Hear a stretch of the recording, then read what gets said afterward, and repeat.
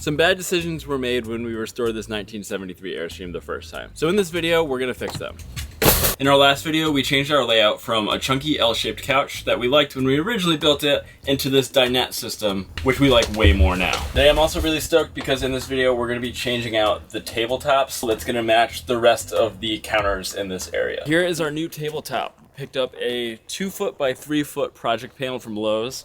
It's only like $22. I'm gonna route the edges, then we're gonna stain it to match the rest of our countertops up front, and we'll finally have a finished table in our living room area. We started this one-day project over 2 weeks ago, and we're both really excited to be finishing things up. It's definitely not the first time that we've completely missed our own deadline, and I'm sure it won't be the last. During our first round of Airstream restoration, the router quickly became my favorite tool to use. It's a great tool to have to make cheaper things like this project panel look much nicer with a finished edge. We're trying to do this as cost effectively as possible, but we still want it to look nice.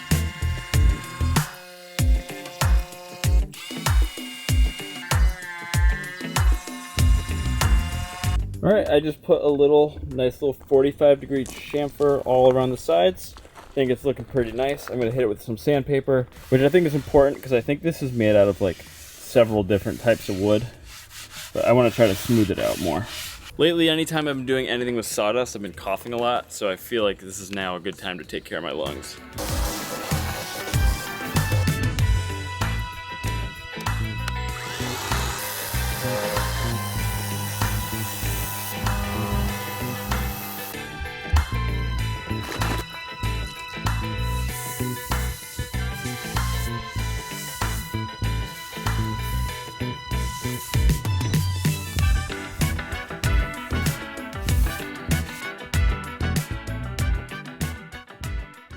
Before we changed the seating into a dinette, these two tables were independent of each other, and the entire system was really uncomfortable. Here's the problem with our seating area. It doesn't really function well with this table on. Right now, we are sitting exactly how we dine, kind of like this. This is how we eat. But if we have 2 more people, this seat is unusable. And if we both want to work, I sit here. And I grab our extra table and put it on our second mount. But then the problem becomes we're both working. I want to get up to get a drink. That might be the smoothest it's ever gone. I want to get up to get a drink, but there's usually a computer there. And stuff on this counter. And it doesn't work out. So we're gonna change it. When we completed the dinette and put the tables on, it also did the exact same thing where it bonked each other. So Matt decided to just bolt it together, and it also gave us a chance to figure out if we like the big table in the middle or not.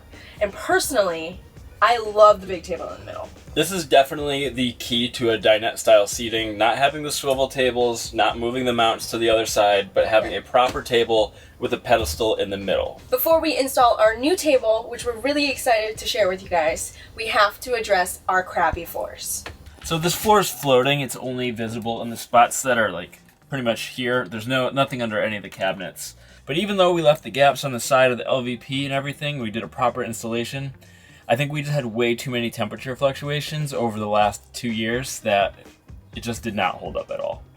Another thing I have to take off is this tile. We have a wood stove here in the winter, and this is just, in case an ember falls out of the stove. In our last video, we put it out there that we were still figuring out what we wanted to do for the flooring. Some of the suggestions we got was linoleum, which is way more eco-friendly, but out of our budget for this project, and it really would be my first choice. We also got some suggestions to do a full sheet of vinyl, but one thing that we did not consider that was suggested to us is peel and stick tile. This is what we decided to use. This is a peel and stick vinyl tile, and we're gonna go with a checkerboard pattern. I think it's gonna look really nice. Especially with our vintage Airstream. Checkerboard is a little vintage looking, right? I think it's pretty vintage looking. Yeah. And it's perfect because this says it's great for kitchens and bathrooms, and our Airstream is basically one kitchen, bathroom, living room, like all in 150 square feet. A lot of people gave some really good recommendations for what we can use for our flooring, and one of the most popular ones was actually using a whole sheet vinyl, and we did pick one out. So this is actually the full sheet of vinyl that we bought. This was like 50 bucks, really not bad at all. We went with this really similar pattern that we had with the LVP. And we're going with something completely different. Yep, why not switch it up? And we also realized after looking at the installation instructions that we weren't able to do a proper installation by laying it flat and letting it acclimate to the room because that's the only space we have, and this is all gravel, so I didn't know if putting weight down on it would cause it to prematurely dimple. So we went with these, which are still pretty inexpensive, and I'm excited to install them. If I have one piece of advice for anybody who wants to do a DIY project, is always look at all of the installation instructions before you buy the product. Because there have been plenty of times where we were like, yeah, that looks great. And then we look at how to install it, and then there's absolutely no way we could install it properly. So, hot tip, installation before you buy. Save yourself some time. So you can see we have table 1 and table 2 here, and I just bolted them together with a piece of wood underneath and then a piece of wood over here. But basically it was meant to be temporary. We're gonna put it back together, but now that we decided to actually switch to a pedestal mount, that's gonna just be so much better, and it's a really cool product. I'm really excited to show you guys. So we'll get to that after we get to our flooring, but first we gotta take this table out.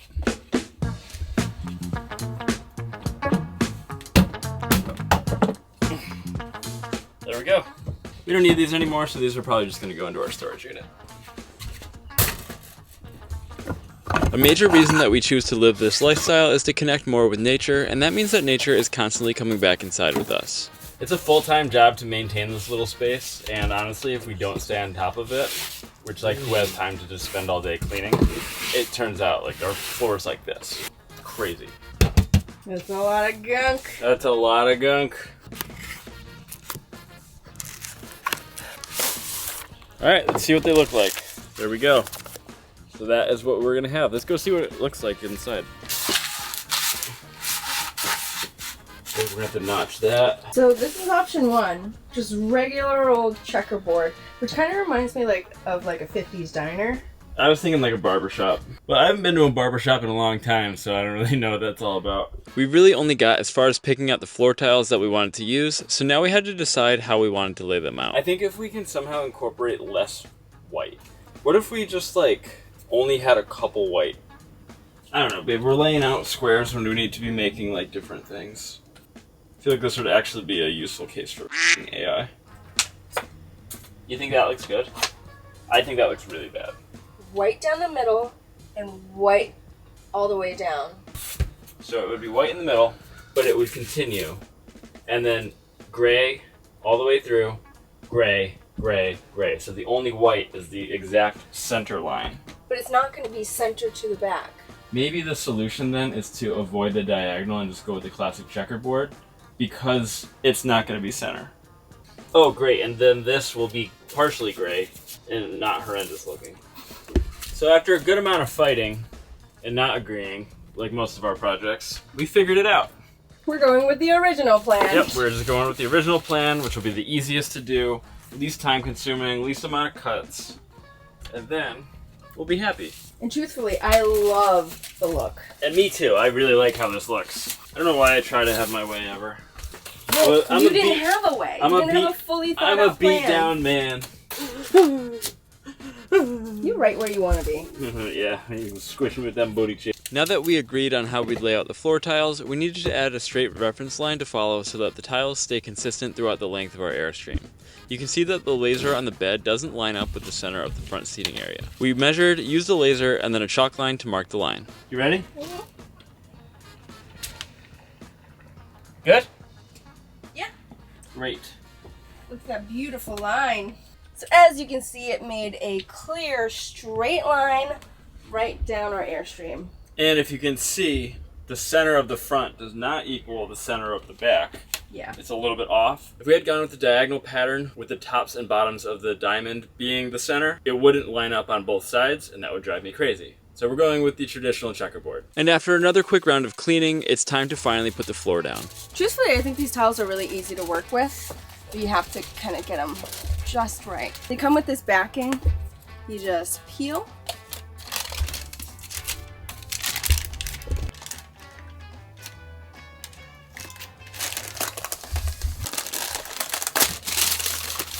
So what I'm making sure that I don't do is push too firmly before I get a chance to get it right where I want it.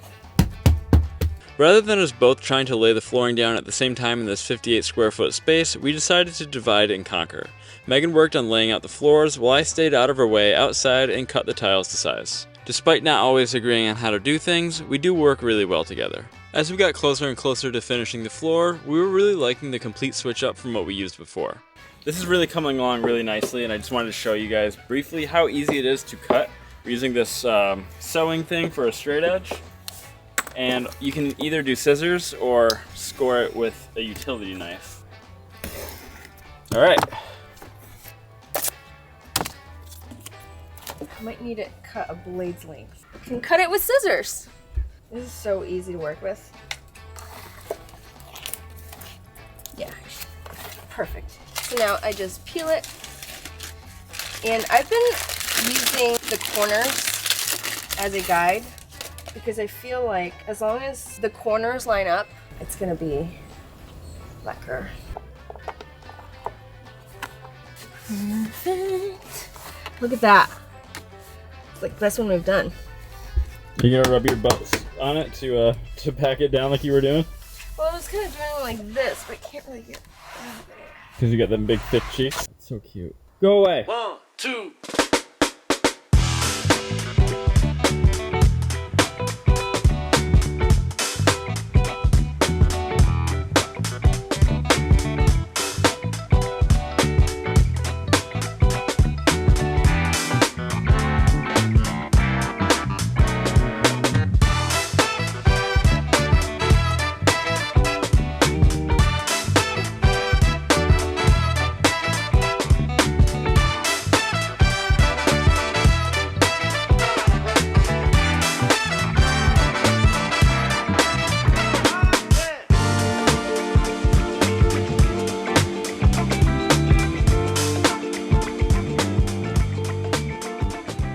This is officially the last piece of the flooring that we need to cut here.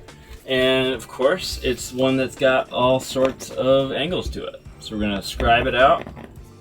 Choppy choppy. Beagle, beagle, beagle. That's it. Wait, what did you just do? I'm gonna cut. No. Oh, I'm gonna cut this out. Yeah. So basically what Megan said is she wanted to cut this side and this side, but that's the part she needs to keep. She needs to cut this square out. Mm-hmm. We're both hungry, Matt.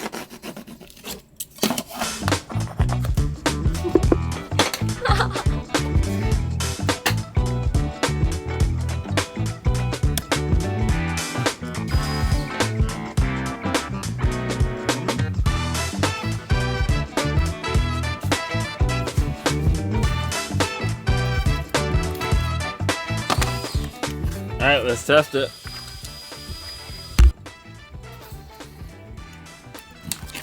Perfect fit. Don't mind the trimmings. I'm so excited. Last one going in.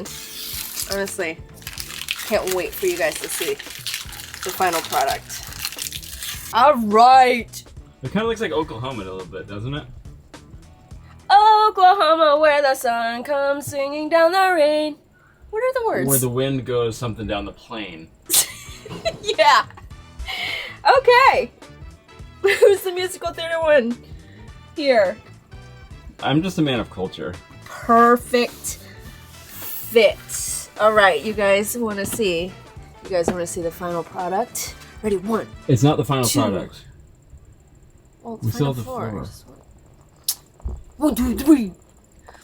It looks gorgeous. We're absolutely loving it. It looks so good. It was pretty easy installation. There were a couple little corners that gave us a little bit of difficulties with the scribing, but we got it done. Next step is to add some trim to cover up all the edges. So let's go cut.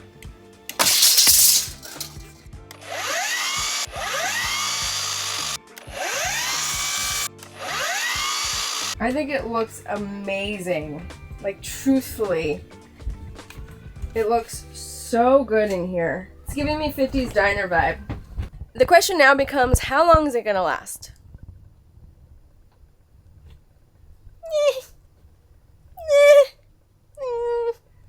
I don't know. All right, so the flooring's done. The trim is all done except for the most visible piece that we changed with the dinette. I'm short one exact piece, 1 8-foot section. Oops. But let's skip ahead to the table and this video's sponsor, eTrailer. I think it looks pretty good if you ask me. This Airstream transformation wouldn't be complete without making sure that we have a table that properly fits the space, and eTrailer sent us the Terran Industries telescoping dinette table leg. Not too bad. After unboxing it, we wanted to find the best spot for it in the dinette. Since it could slide front to back and side to side, it only made sense to put it right in the middle. The leg came with all the hardware we needed for an installation. So now that the base is secured, I'm shaking the entire Airstream right now. So this is going to be definitely sturdy. All right, now let's install our table. There are 8 mounting points for the table. I'm going to use some 3/4 inch screws to secure. The table is 3/4 inches, but there's also this little bit of lip on each of the brackets, so that should give enough bite to hold the table securely in place. I think what I'm going to do is just center this up. Make sure that there's the same distance from front to back as there is side to side, because these pieces do move independent of each other. An easy thing would have been to probably install this upside down and then install it, but I didn't do that, so try it if you want. Let me know how it goes. And there's also this little lever here that controls the front to back motion, so I want to make sure that that gets mounted, but that we can also move the table front and back without this interfering with either of the horizontal arms. Where do you want to put it? Exactly on the center, close to the edge. Definitely would have been easier to mount the table to the leg first and then install the base, but since space was limited, we did it on hard mode. Alright, crazy that we're rebuilding this while we're living in it. Table mount can easily be raised or lowered in any height between 12 1/4 and 17.5 inches tall, and can hold up to 174 pounds when it's lowered, so this can also be used as a second sleeping area in the future. These are all the ways that we can move our table. Forward, backwards, towards myself, and then towards the middle of the Airstream. And then when we find a good spot to put it, I can just lock it in place. Oh, it's so much nicer than the Lagoon. Yeah, we just slide it that way. Oh, and easy. Easy! And to put it into bed mode. We've been really enjoying watching House of the Dragon on our new dinette. We'll do the projector and then have it project onto this wall over here. But every time we watch, we're like, it'd be great if this was a day bed. So maybe the backing is the perfect height. Just some of this. Now that our table is installed, we're gonna trim and paint tomorrow and then show you guys the final reveal.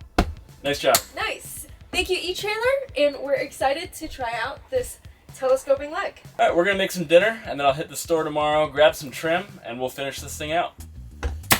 To make the space really come together, Matt added all of the trimming around our furniture, and we have to say we are extremely happy with how this turned out. The functionality of the dinette table is perfect, and we are so much more comfortable in this seating arrangement. And on top of that, the checkerboard flooring switched things up just enough to make this renovation super exciting. But if you guys remember from our last video, we decided to do this dinette project because I wanted new cushions, and I currently have a pretty big problem.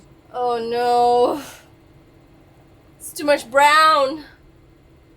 Oh, that's gonna look terrible. I think I have to switch up my plan. What do you think? Should we just keep it as is or change it to brown?